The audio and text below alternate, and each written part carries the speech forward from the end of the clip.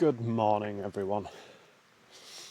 Can somebody tell me why I'm having dreams about riding an electric dirt bike up flights of stairs in houses? Because that's what I was dreaming about last night. I can't even ride a motorbike. And I don't even know if they make electric dirt bikes. But anyway, it is 6:27. So much for me getting set off for 6 o'clock every day in Washington. Bad Paul. Very bad Paul.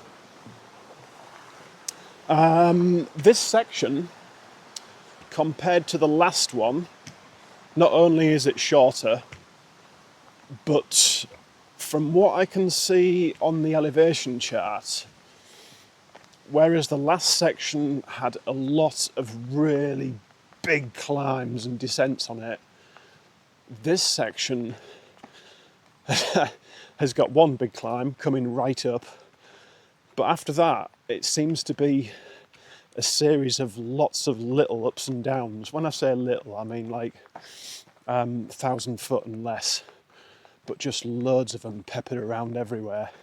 There's hardly any flat.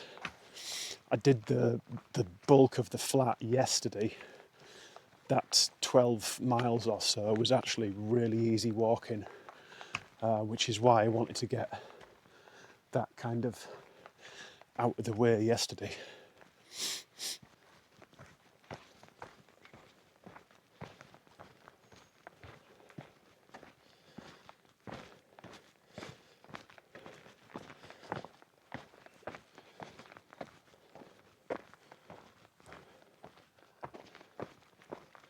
So far it's not been as steep as it looked on the elevation chart.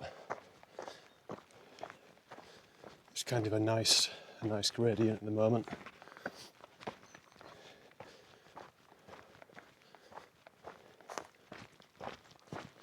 Yep, you could say that. Some sort of view indeed.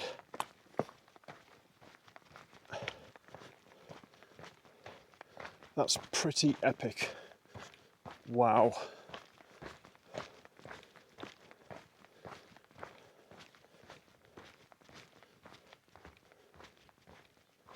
Look at that, ladies and gents. Unfortunately for you guys, that looks stunning in person and rather bland on the camera. I mean, it still looks quite good on the camera, but in person, that is just magnificent. Wow.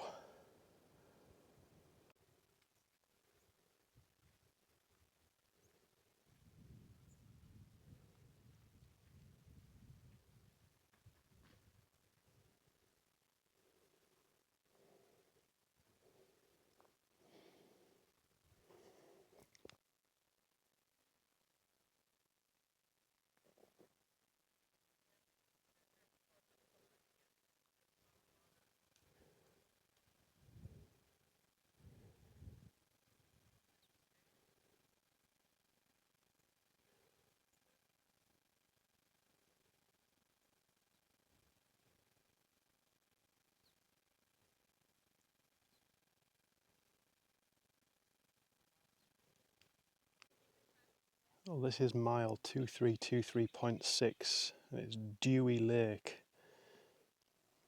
and it is beautiful.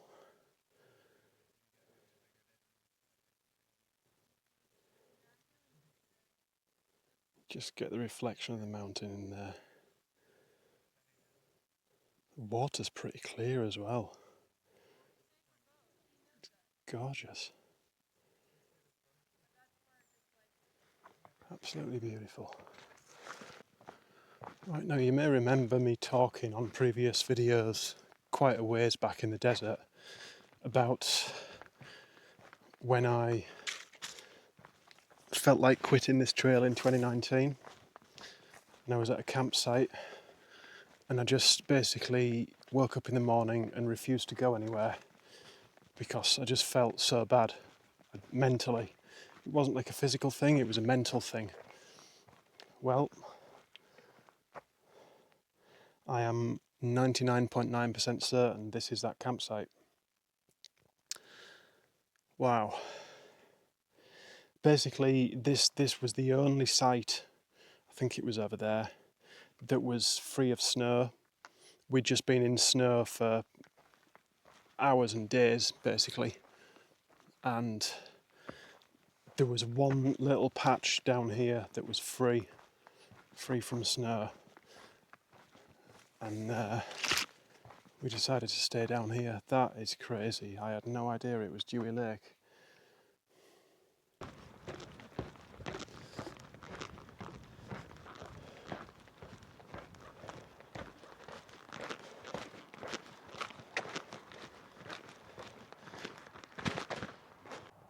Well, it's just a little after 12:15 and this is Chinook Pass, or just before the parking lot at Chinook Pass anyway.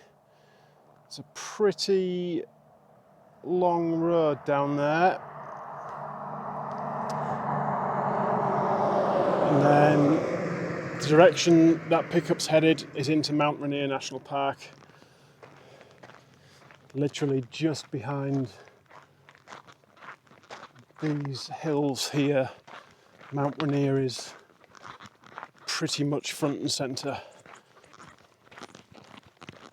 Now, if this was the UK, when I got down to this parking lot down here, there'd be at least one ice cream van down there.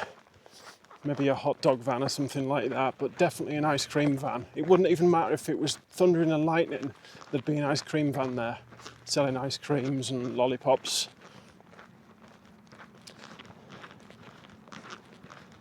I'm not holding my breath, but it'd be nice to see something like that.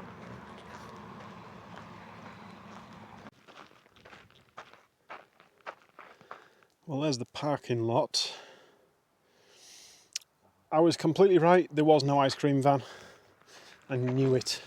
However, there was a guy doing trail magic. He gave me a very large cookie that would be the size of a saucer for a teacup and saucer in the UK.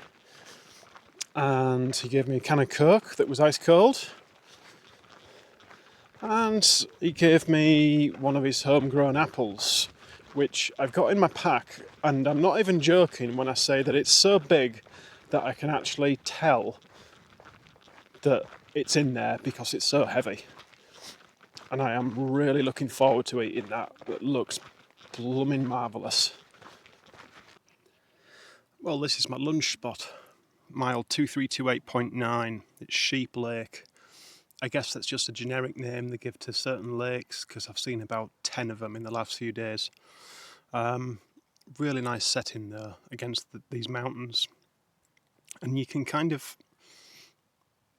have your focus fixed on the lake and looking at it, and yeah, it's beautiful. But when you look at the mountain itself and the different colours of the rocks and all the different colours of all the different trees and the grass and the plants, it's just really, really nice. It's like I don't know, I could almost imagine it as like a big mural on a wall in a cafe somewhere or something like that. But it is really nice. With it being Labour Day weekend, there are loads of people around in this area, tons and tons of them. I feel quite bad actually, because every time I walk past them, you can almost hear them retching with the smell coming off me.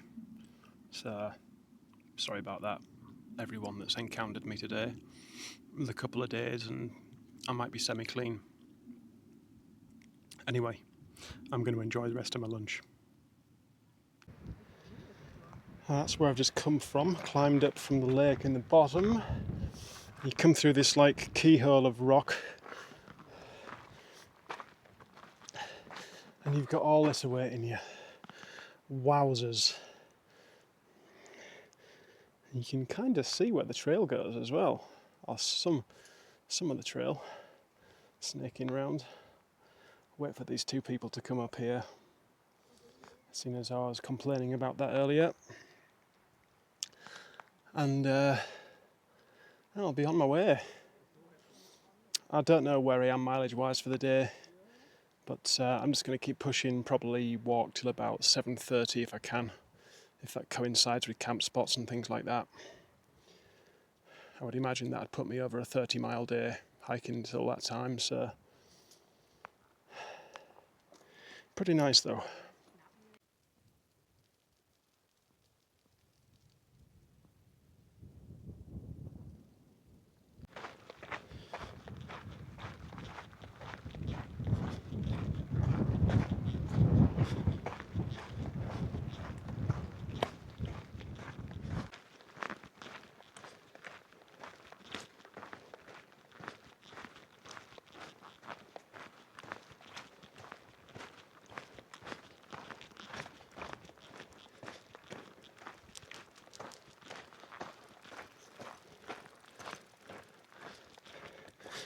What an absolutely perfect day to be walking this section of trail.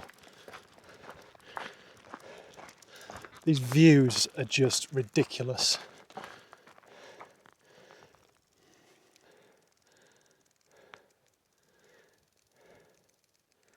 Washington is rapidly stealing the PCT show.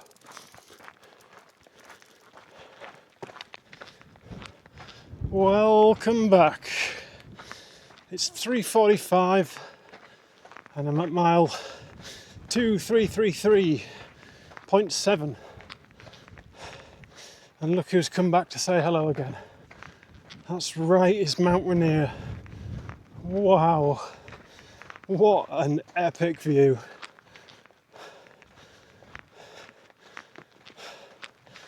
That's crazy.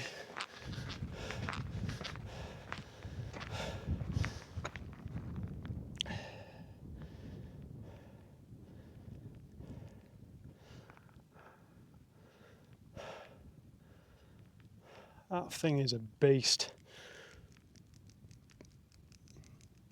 And you can see a lot of the ski slopes and buildings and stuff over on that hillside over there.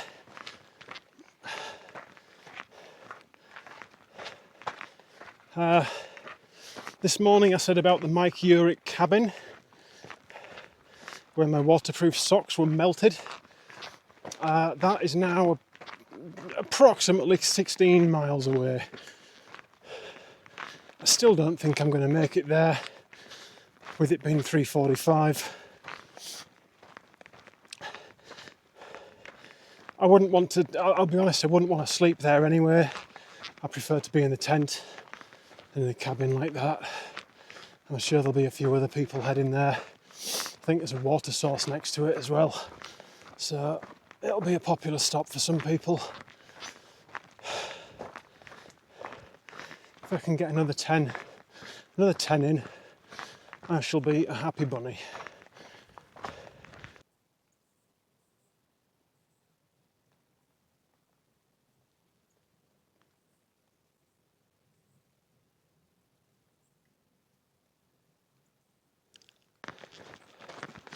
Well, that view is around about mile 2336, I believe, somewhere around there. Oh man, it is hot, and it's pretty exposed at the moment as well. And it's just been just enough of uphill for the last few miles to kind of gradually wear you down. So it's been pretty tough going actually. Legs are feeling it. A lot of elevation change today. Like I say, there's not been a great deal of flat at all. You've either been going up or you've been going down. It reminds me of hiking in the Pyrenees.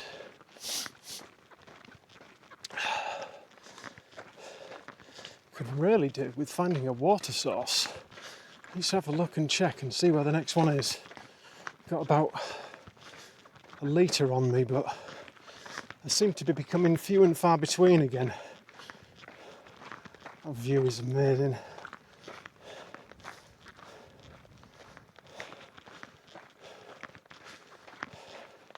It's like you almost think that there's no more uphill to go.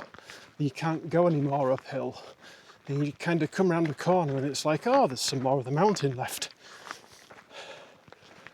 About 15 false summits so far, I think.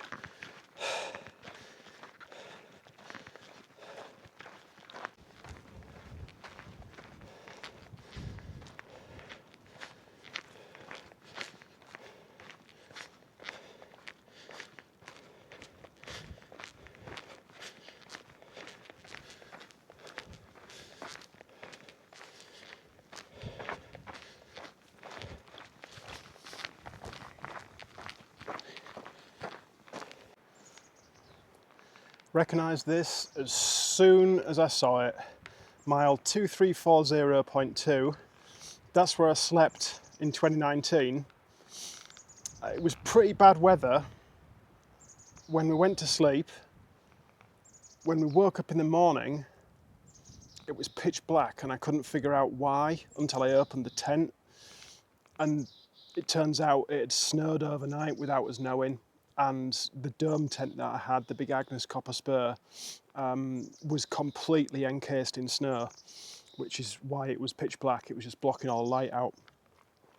And I've got one of my favourite photographs from that trip is a picture of me down here with my waterproofs on in the snow. So I'm just actually going to recreate it now. I am that sad. I'm just going to take another picture with a selfie stick. Just so I can have them side by side at home. It's going to be hilarious. Aren't I pathetic? Hello, hello. It is, I think, around 7 p.m. And as you can see, I am in the middle of what has been a very large burn area.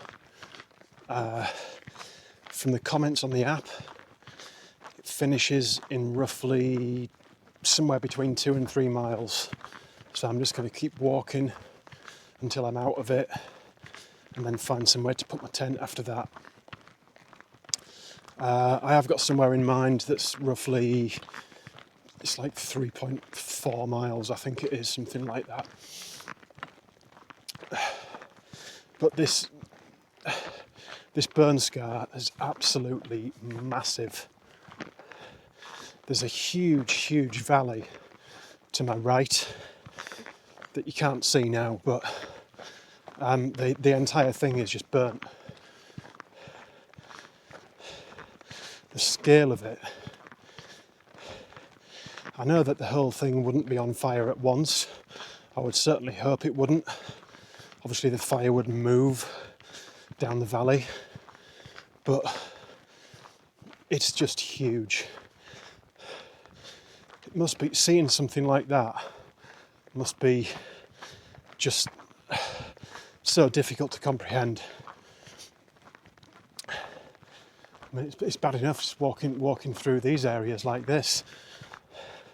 It's been like this for miles now.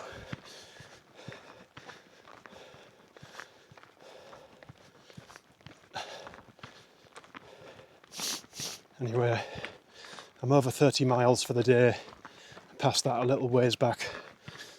So that's good news. I thought I had, because my legs were telling me I'd done over 30 miles. It's getting to the point where I can kind of judge how much I've done by how badly my legs hurt. I don't think I've got a great deal of hiking left in me after I finish with this. I was just thinking earlier, planning out what I'm going to do when I finish. I think it's going to be a case of trying to get to a cheap hotel, a motel somewhere, literally just hibernate in the room for 2 days or something like that.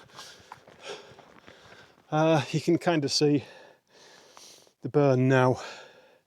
Obviously that's a mix of burn and live trees down that direction. But this direction I've hiked from, it's going to be difficult for you to tell on the camera, I'm sorry, but this, all on these hillsides in the distance, everything, even on the peaks that you can see here in the distance, it's all burn, everything, just completely and utterly scorched. the amount of smoke that must be created from something like that. My God, you must be able to see that for probably hundreds of miles, I would guess. Unbelievable. I'm glad I've not witnessed anything like that while I've been here. Touch wood so far. Anyway, tiny little bit of climbing, about 150 feet. The rest of it should be flat or down. And then get to pitch the tent up, have some food, lie down for a bit, and get up and do it all again in the morning. Good evening, everybody. It is 8:18 p.m. I am in the tent, just got it put up, just got everything put inside. I still need to do food and drink. I'm at mile 2347.5, which puts me at 37 miles for the day, which I am so happy about. 35 would have been great, 37 is brilliant, really pleased. It's been tough though, it's been really, I've found it really hard today, especially the last, I would say, 10 miles or so. And where I'm camped at the moment, it's this place, it's literally just like the bottom of where the forest comes down before it starts going up again. And on the app, it's labelled as Rod's Gap.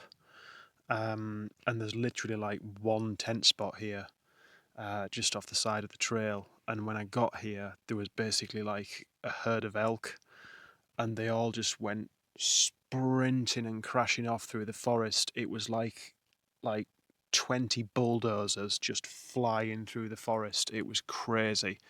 So I kind of hope that they don't come back during the middle of the night. That might be interesting. As it turns out, I am only 2.7 miles away from the cabin I mentioned this morning, so almost got there, but not quite. Anyway, I'm really hungry actually, and very thirsty as well, so I'm going to get some of that food and drink sorted out and do my evening chores like charging stuff up and all that sort of jazz. And then I might be able to get some sleep, hopefully. Good night, guys. I shall see you tomorrow, hopefully bright and early, or a little bit earlier than this morning set off.